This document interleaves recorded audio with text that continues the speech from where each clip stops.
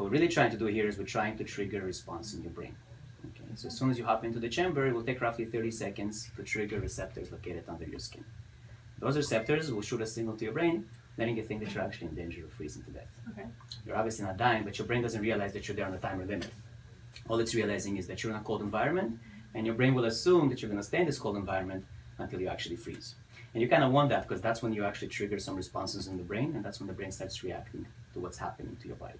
So you will do everything it can to prolong the process of not Keeping death, you but alive? keeping you alive, but by releasing a lot of beneficial mechanisms into your bloodstream.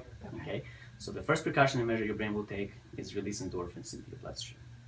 I'm sure you know endorphins are basically they're hormones, very healthy for you. They're described to be both as a pain relief hormone, but at the same time a happy hormone. Mm-hmm. Some people come here that have stress or anxiety or even depression actually, yeah.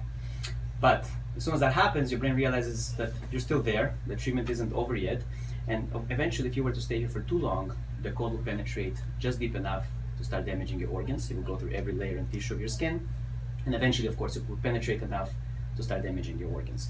In reality, during this 2 to 3 minute mark that you're actually inside, it only penetrates about 0.5 millimeter to your skin. Okay. So just deep enough to get to those receptors that initially shoot the signal.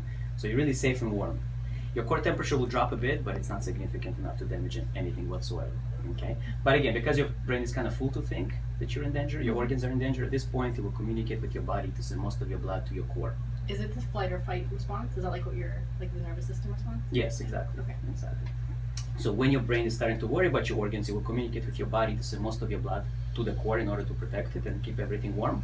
But from that movement, your blood is going to start catching heat as well, okay, which helps burn viruses in your bloodstream. Through this process, you're also getting fresh nutrients and oxygen to the blood. So the process here is extremely healthy. Not everybody comes here for something specific like pain relief or recovery. A lot of people just come here for, boosting the immune system, improving their sleep, energy levels, mood, even skin tone actually. One of the defense mechanisms your body's going to go through here is produce collagen. So your body's going to produce that naturally in order to cope with the cold. Okay. So some people come here to improve their skin conditions as well.